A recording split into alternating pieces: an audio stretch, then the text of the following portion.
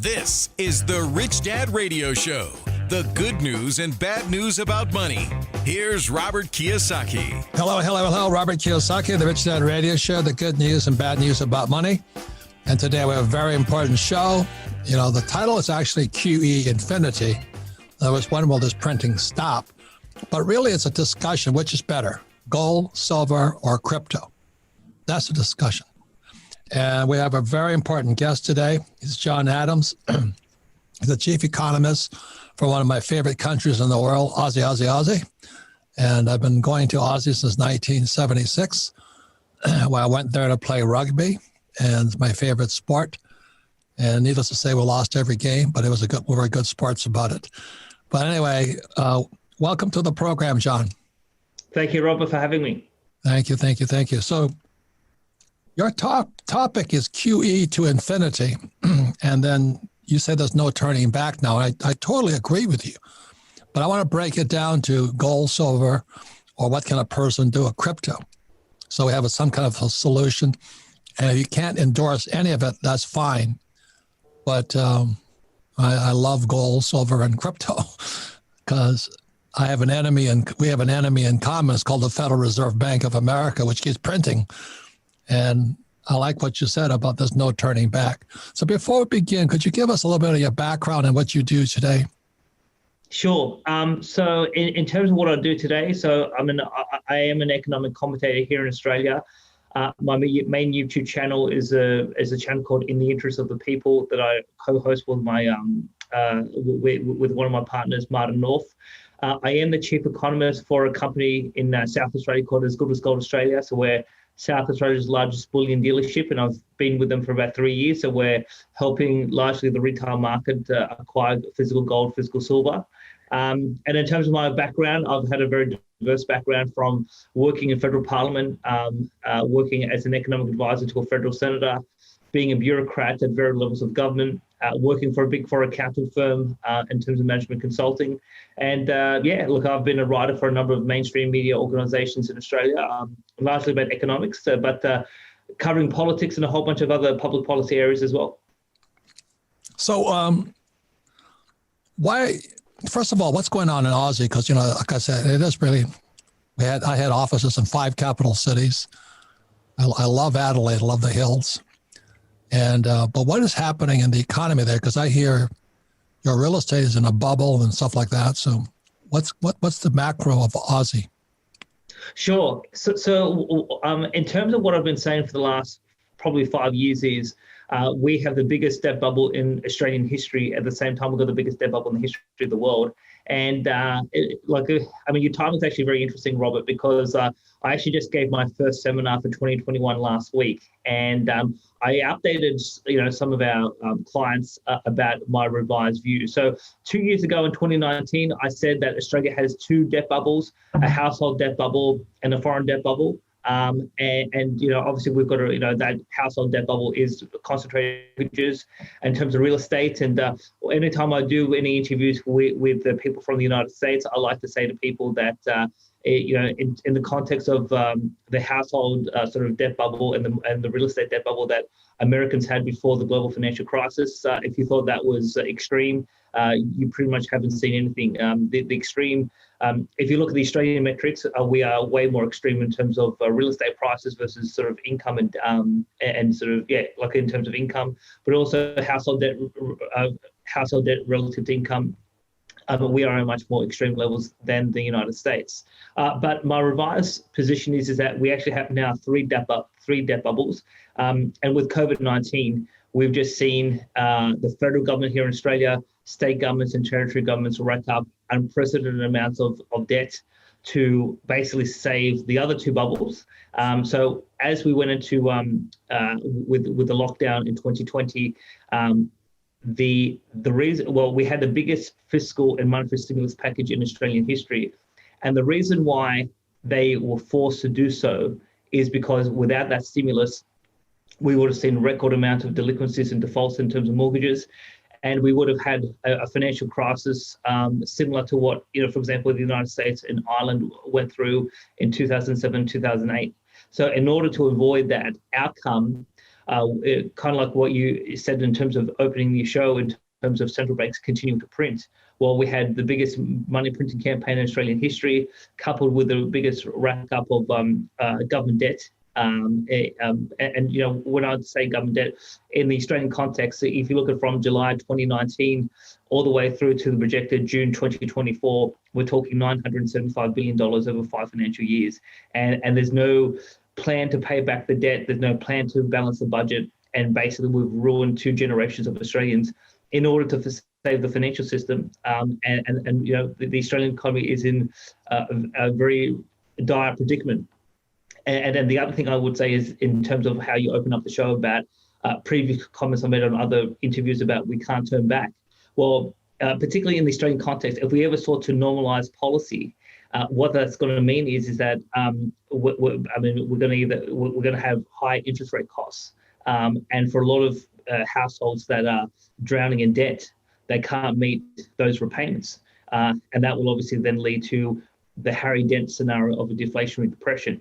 So the mentality, having worked in federal parliament and having worked in the mainstream media here in Australia, the mentality among the elite is that a deflationary depression is the worst outcome of all, and we must avoid it at all costs. And so that's why they continue to print and spend. And because of that, that's why I came out in 2020 with a forecast of, well, not only just a forecast, but a statement that we are seeing the beginnings of stagflation here in Australia. And in the beginning of 2021, I said that with the election of Joe Biden and the $1.9 trillion stimulus package passed by Congress, and now a $2 trillion stimulus package on infrastructure, I think this stagflation process is going to accelerate as we go throughout 2021 and beyond.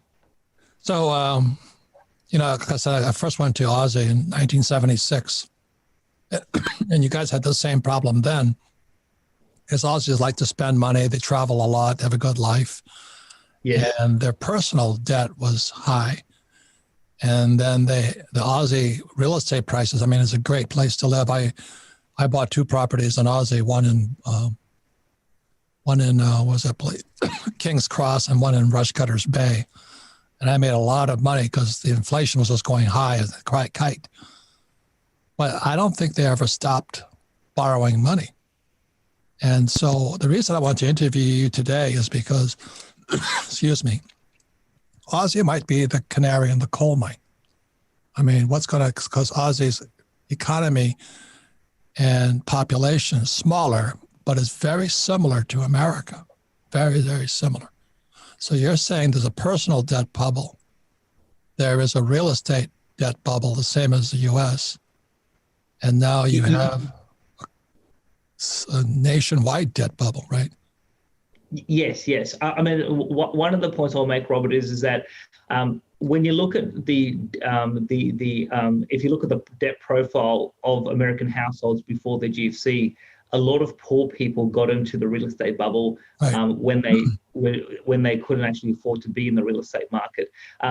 You know, the big difference between America and Australia is the bulk of the household debt is actually with high income people as opposed to low income people. And some Australian commentators have said, well, you know, there's no comparison between Australia and the United States because people who can service the mortgages actually have the bulk of the debt. Now, the problem with that argument is that our debt profile is very similar to what happened in Ireland. So middle income to high income people in Ireland before the global financial crisis had the bulk of the debt. And then when the GFC crashed, or when the GFC occurred, the Irish economy basically went through the floor. So while we have a different debt distribution compared to America, whether it's America, Ireland, or Australia, we are in a situation that we can never return to. And the other thing I will say is that, because you talked about the 1970s, so we did have obviously stagflation both in America and Australia in the 1970s. But if you look at personal debt levels, I mean, so the last time we had a household debt bubble in Australia was actually in the 1880s, and we had a depression in 1892, which was actually worse for Australia compared to the Great Depression. And now debt levels for households in 2021 are substantially higher than where we were in the 1880s on a proportional basis. Well, one more question, because another one of my really favorite countries is Kiwi land, New Zealand, and the Great All Blacks. How does New Zealand's economy compare to Ireland and to Aussie? Yes. So yes, that they probably do have a very similar situation where they do have elevated levels of household debt, and they do have high house prices. But I would say that their situation is nowhere near as extreme as where we are here in Australia. So yes. So do they have a problem? Sure. But is it as bad as where we are here in down under? Probably not. And a lot of Americans are running to New Zealand to hide. Have you heard that? Yes, yes. I mean, over the last few years, I've heard a range of stories of Americans losing confidence in the American government, in the American legal system, in the American economy, and a whole bunch of Americans want to escape. So New Zealand is definitely one of those locations where a lot of Americans have fled to. But the other interesting thing I should say, Robert, is that I've also heard a lot of Americans going down to South America, particularly in Chile. And no doubt, if you go down to the southern parts of Chile, you'll find a few expat communities being, they're developing and they're growing. And yeah, so that could be potentially another area where Americans may find refuge. So would you, I'm not kidding you. I love Aussie. I just really, really do. Would you suggest Americans run there? Well, the thing is, look, so probably what I would say is that there are some advantages, I think, living in Australia compared to the United States, but also I think there are definitely some disadvantages as well. So I would say that the cost of living situation here in Australia is perhaps more pronounced than what it is in America. But on the other hand, while I think we have some corruption issues here in Australia, I don't think they're anywhere as close as to what the Americans have. Yeah, for those who may not know, Australia really is like the promised land to me. It's, you have great medical, everything is great as long as you don't make your money there, because your government wants to take it all the time. That's probably another thing I would point out. Our tax rates are much higher than where the taxes are in terms of the United States as well. Okay, so you're an economist for Good as Gold Australia. What does Good as Gold Australia do? Yes, as Good as Gold Australia. So we've basically been in business since about 2012. We're a retail dealership. So we basically we provide to the market gold, silver, platinum, and a whole host of retail denominations. We do storage, we do insurance, particularly as we continue to see money printing, central banks around the world get out of control. The owners of the business thought that it was time to help more Australians, and we have a growing international client base as well, help more people escape the fiat currency system and get into gold and silver. Obviously, I've listened to you on multiple interviews, Robert, and I know that this journey for you started, but look, correct me if I'm wrong, was it when you went to Vietnam or before Vietnam that you started buying silver? I started buying silver in '64 when I was 17 because of Gresham's Law. Gresham's Law says when bad money enters the system, good money goes into hiding. So when I was 17 in 1964, they started debasing our dimes and quarters and half dollars. So there was a copper tinge around it. And I didn't know anything, but Gresham's Law does apply, because immediately I didn't trust my dimes, quarters, and half dollars. And I started going to the bank and turning in dollars, paper dollars, and getting rolls of dimes, quarters, and half dollars. And I'd pull out the real silver. And I'd put the copper silver back in there. And then I go back to the bank and kept trading. The trouble was then I went to school in New York at 17, 18, and my mother spent my money. So it kind of made my point that poor people don't know good money from bad money. That's the biggest problem. My mom and dad had no idea why I was running back and forth to the bank as a kid, high school kid, turning in fake paper money, getting rolls of dimes, quarters, and half dollars, and pulling out the real silver and trading it in. And my mother says, well, I spent it while you're in school. I'm going, and I think we're talking about why there's so many poor people is they don't know good money from fake money. And I'm going to have one more question to you, because I'm excited about here in America. You have the Perth Mint, And we've heard that there's a shortage of silver in Perth. I don't know if that's true or not. But when we come back, that's what I want to talk to you about, because the real subject here, it really is QE infinity. I don't think the banks can turn back. They have to keep printing. And the question is, what are you going to do? Gold, silver, or crypto, or Bitcoin, or Ethereum? So that's kind of my discussion today, because we've got to know good money from fake money. We'll be right back. Welcome back, Robert Kiyosaki, the Rich Dad Radio Show, the good news and bad news about money.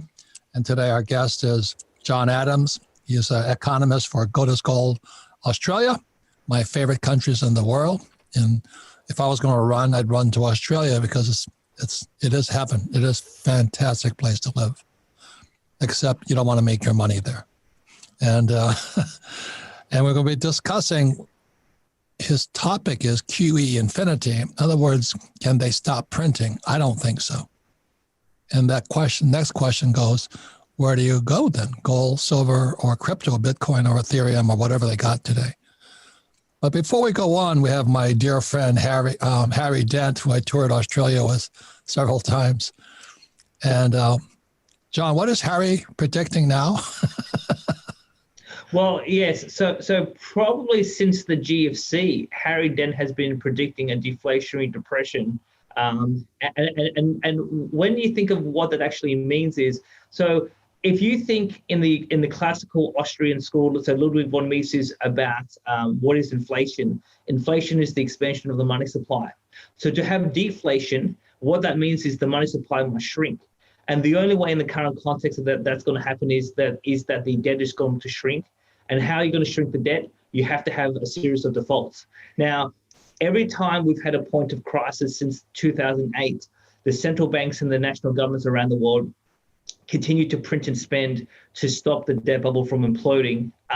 And so far that has been successful. So whether you think about the sovereign debt crisis of 2012, or for example, the repo crisis in New York in 2019, or COVID-19 2020, or even if you look at the end of February 2021 in terms of how the bond market, particularly in the United States, but it started to spread to Australia, Japan, and Germany. Every time there's some sort of systemic risk coming to the fore, they try to print and spend and provide liquidity so that you don't have that sort of situation from occurring. So when it comes to Harry, what's Harry's latest prediction now? Well, I mean, so about 3 months ago, Harry gave an interview on Stanbury Research and said that he's expecting the stock market to collapse by 40-50% by April. Well, here we are in the last week of April, and so far that hasn't happened. And I think your assistant in the break said that his new forecast was going to be June, July. The stock market's going to collapse. Now, what I would say is, you could be right. You could be right. Well, yes. So what I would say is that in the absence of the money printing, Harry would be 100% correct. So I've never sort of said that a deflationary depression is off the table. But where I think Harry has got it wrong is, I did an interview with him here in Sydney in 2018, and I asked him, well, why can't the central banks continue to print to infinity? And he basically said that there will be voices in the market, there'll be political opposition to the central banks, and that opposition is going to stop hyperinflation, the QE to infinity type scenario that we have now. And that opposition is going to prevent them from saving the bubble, and that's how the bubble collapses. Well, so far, 3 years beyond when I interviewed Harry here in Sydney, no one has stopped the central banks. So, the other thing I'll say, Robert, is that now we're seeing the central banks starting to take over governments. So you've got Janet Yellen now, the Treasury Secretary. You've got Mario Draghi, now the Prime Minister of Italy, and you've got a whole bunch of other sort of characters. Mark Carey was head of England, Bank of England. Indeed. So yes, so you're starting to see central bank officials now move into the executive branches of governments, and they're trying to solidify their political power. So whereas Harry is saying that there's going to be political limitations to the central banks, so far that hasn't happened, and so that's why I think we're going to see more of an inflationary situation moving forward compared to in terms of deflation.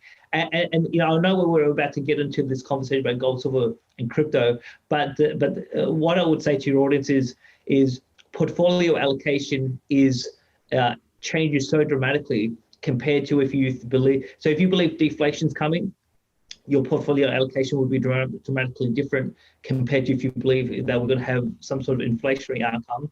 And you know, before you know, investors start to think about, well, what do I put? How do I allocate my capital? You really have to get the macro picture right. And you know, obviously, I've been studying economics for more than 20 years. But I know a lot of people who do believe in the inflationary scenario, and there are some who believe in the inflationary scenario. So I think that investors need to really get their head around, well, what have the central banks and the government's been doing since 2008, and do we see any prospect of any changes moving forward? So let me give you a chance to promote Good as Gold Australia. You know, you say you sell to people outside. Why would an American? I mean, the real reason I would go to Australia is behind your head. It's Sydney Harbor. I mean, that is the most beautiful place. You know, if there's going to be a crash, I'm going to go there and buy in real estate because that place is so gorgeous. So why would an American buy gold from Good as Gold Australia? Well, I mean, the United States has a history of gold nationalization. So some people call it confiscation, what FDR did in 1933-34. And obviously, when you look at the LBJ, you had a problem in terms of the demonetization of silver. So the American government has a history of doing adverse things to American citizens, whether it's taking people's gold away, nationalization, making the ownership of gold illegal, or doing things with silver. We haven't had that sort of history here in Australia. So I do think that when you look at the context of property rights and your ability to protect your wealth from a legal point of view, I think there's less legal and political risk in Australia compared to the United States. So for those of you looking at John Adams, behind his head is a picture of Sydney Harbor, and that leads out to the Opera House. And, you know, if there's a crash, I'm coming. Well, yeah. I think it's like we would love to have you, Robert, but obviously one of the big impediments perhaps for you coming is this whole notion of COVID-19 vaccines and whether they're going to implement some sort of vaccine passport. So, there's I'm not sure your views on that, but a lot of Australians and a lot of people around the world are very nervous about this whole situation. Yeah, it's fascism to me. But anyway, tell me what. I don't know if the Perth Mint is your competitor or what, but what is the rumor about them not having enough silver? Sure. So now one thing I will say is that we are actually an approved distributor for the Perth Mint. So we have a number of sources where we obtain product, gold and silver, and the Perth Mint, that is one of them. So in the context of the Perth Mint, I mean, I've been on a bit of a campaign starting last year, largely about what I call synthetic gold and silver, and these sort of products are things like unallocated, pool allocated accounts, I probably could spend the next hour with you telling you about what's happened with the Perth Mint. But we started to hear a range of stories late February, early March, of people not being able to buy silver at the retail level in Perth from the Perth Mint. We also heard stories of wholesalers not being able to buy large amounts of silver from the Perth Mint, even though they said on record that they have 60 tons available for sale. We as Good as Gold Australia, we got told that starting at the 1st of March, we cannot place any order on the Perth Mint for any sort of order because they were running short of silver. But also we started to hear a range of stories around customers who had unallocated or pool allocated accounts, particularly in silver, standing for delivery, and there was a commitment by the Perth Mint, according to their website, to deliver in 10 days, and they just could not deliver in 10 days. And on the one hand, they said that they had the silver, but they had a manufacturing fabrication problem. But I've had numerous people who have said, well, I don't want small products. If you've got 1,000-ounce bars, I'll take those 1,000-ounce bars. And sometimes people have been able to get them. In a lot of cases, they have not. And it's been an ongoing saga going forward. And one thing I should say, Robert, is that so Craig Hemke from the TF Minutes report, and in terms of Sprott Money, he wrote an article on the 2nd of February saying that the silver squeeze movement was not going to manifest itself into a crisis in New York or London, but it was going to result in a crisis either in Perth, Zurich, or Montreal with these unallocated accounts. And 6 weeks after he wrote that, Perth blew up. So there are some very smart cookies in the silver market who have a very good feel as to what's happening in the physical market, where the shortages are, where some of these synthetic fractional reserve programs are running. And Craig Hemke was the first in the market around the world to call it, and he was dead right. So that's what confuses me. What is an unaccounted or countable account? What is that? Yeah. So in the American context, if you buy silver or gold and you have it so you buy the physical and someone holds it for you. I mean, in the American context, that's called allocated and segregated, whereas here in Australia, it's called allocated. Now, in the context of the Perth Mint, unallocated is so technically you don't own any silver, but you own a promissory note. But what you have, but in buying a promissory note, you buy an interest in the working capital of the Perth Mint. So obviously the Perth Mint has has X tons of silver that is on hand as part of their manufacturing process, and they basically say that you buy a share of that that unallocated pool. And so in that context, if the price of silver was to move, well, you can obviously enjoy that price exposure by getting a cash redemption at the prevailing market price. Or the other hand is if you want to convert from unallocated to allocated, well, you pay a fabrication fee, and then they'll take that raw silver and then convert that into a bar that you legally will own. So that's what they call unallocated. Now, full allocated is so it's not really a futures contract. It's really you have an IOU to take delivery. Exactly. You don't know there. So this is so I'm glad I'm talking to you, because as good as gold as Australia, as an insider, yes. like I love silver. People see me on Fox television in America all the time saying, I love silver. And so the question I have for you, for the average punter out there, which is a better buy today, gold, silver, or crypto?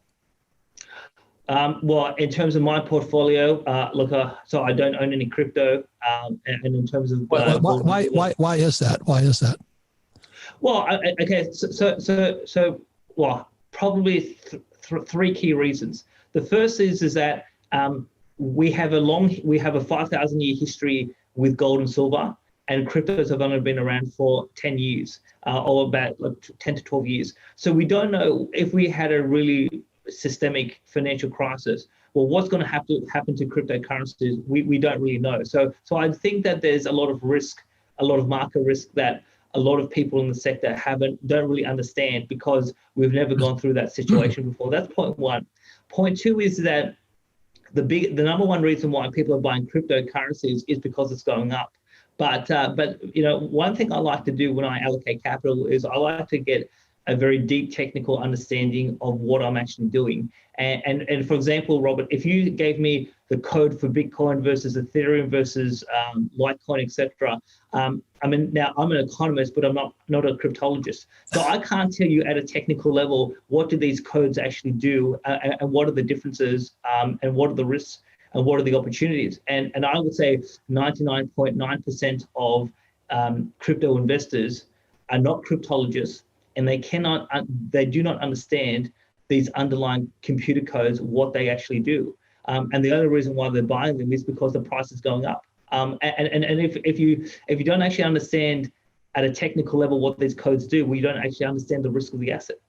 So that's point two. Now, point three is So the funny thing is, I did a seminar in Adelaide last week with As Good as Gold Australia, and in the Q&A, I actually had a question about crypto, and I actually asked the audience, and there was about 140 people in the audience, and I said, well, how many people here tonight actually own cryptocurrencies? And about half the audience put their hand up. And I said, how many of you actually understand that in 1996, the National Security Agency in the United States wrote a white paper for MIT about cryptocurrencies? And only one person put his hand up. And so the real question I have is, well, who was Satoshi Nakamoto? I mean, because I dare say it could well be the American government is behind the whole cryptocurrency phenomena. Now, I've got some different theories as to why that is, but a lot of people, again, haven't looked into the history of cryptocurrencies. They don't know that the NSA wrote a white paper about this. And again, I think there's much more to the crypto story than what the average American or the average Australian investor are fully aware of. I agree. I agree 100%. But I'm a trader in crypto. I'm not an investor. So I gotcha. Do you know what I mean? So when it dropped to 7,000 a coin, I got back in. So still, I'm in the money quite a bit right now. And I know it can go to zero also. So I'm well aware of that. Whereas gold and silver are God's money. So I have lots of gold and silver. I have one quick question. Aussie, your economy is really dependent upon Chinese because you're a resource company. You're exporting to China. How many Chinese are moving into Aussie, and how is your relationship with China? Like Aussies.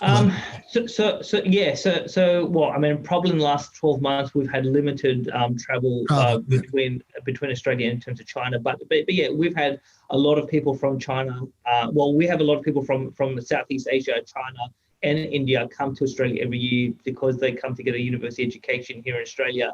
And that process has been happening for the last 20 years. And a lot of students, when they graduate, they decide to stay here in Australia as opposed to go back to China or India or wherever the case may be. So we do have a significant Asian population here in Australia, and like here in Australia, everything's going well, I think, from a social relation point of view. Now, when it comes to diplomatic relations, there definitely has been increased tensions between Australia and China over the last 12 months.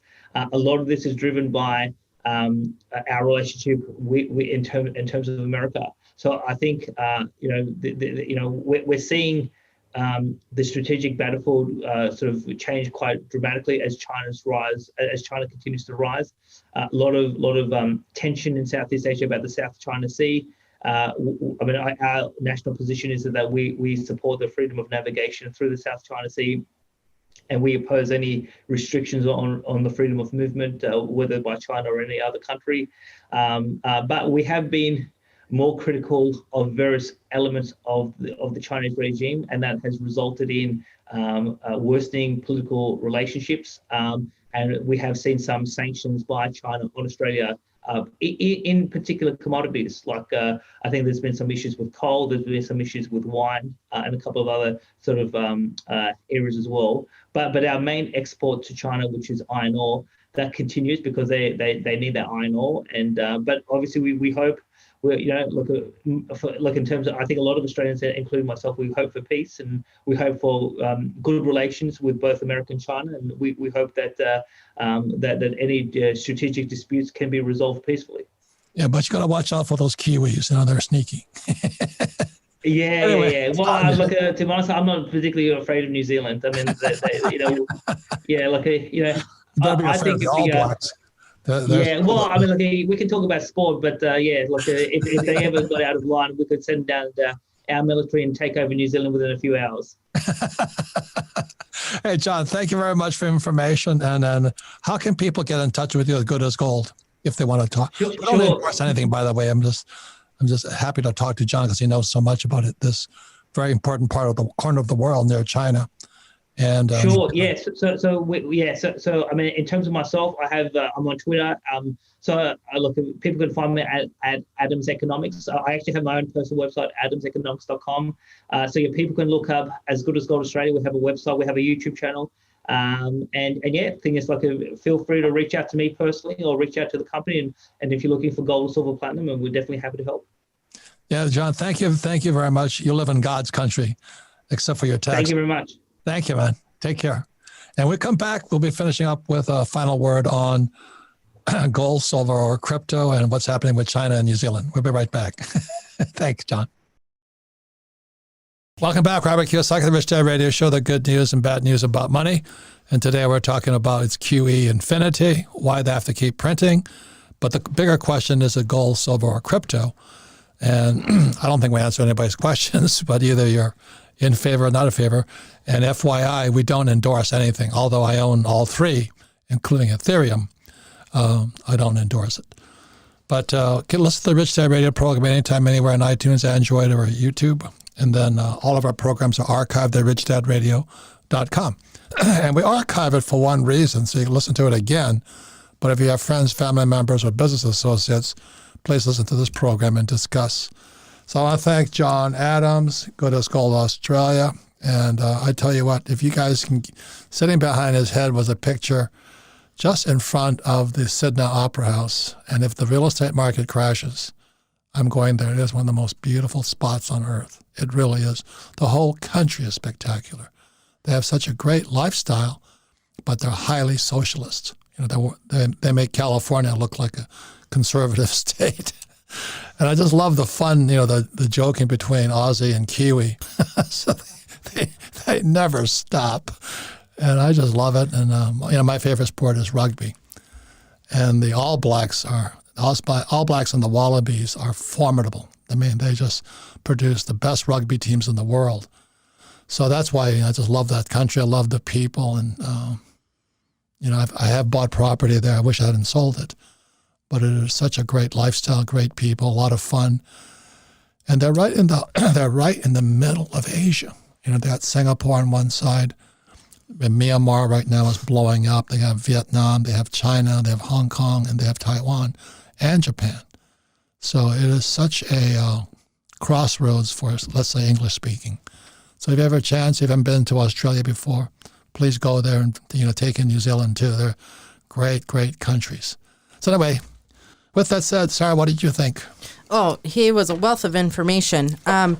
But you opened the show with, we're not sure if we answered the question. And John kind of made that point because we were talking about Harry Dent, and Harry's been deflationary, and he's, you know, some people are calling for inflation, hyperinflation.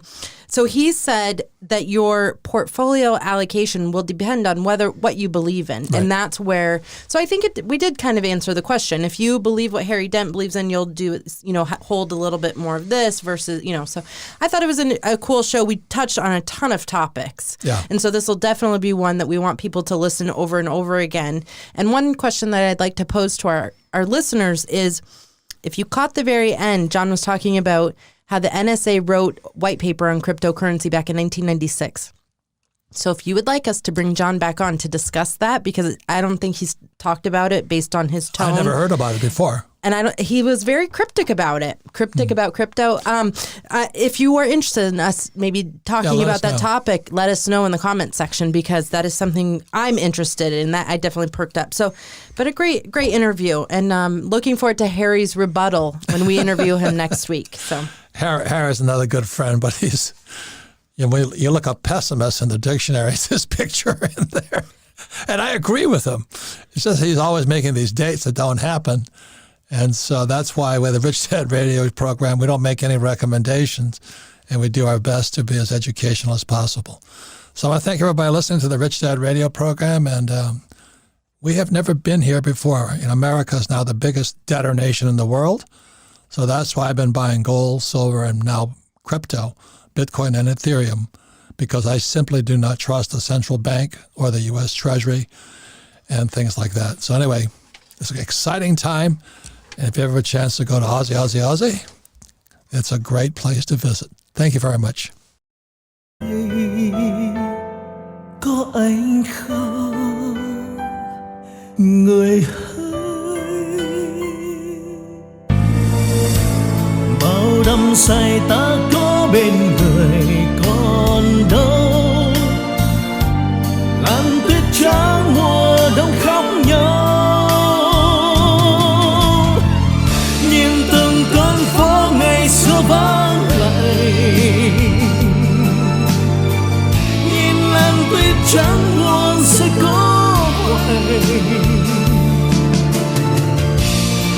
xưa ấy một lần lầm lỡ, thế nhưng lại đau vì ta mất nhau.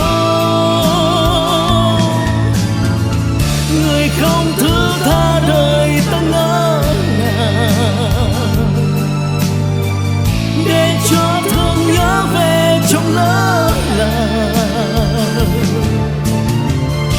Ngày ta xa một ngày mùa đông, tuyết rơi lạnh cóng, xót xa hoài mong.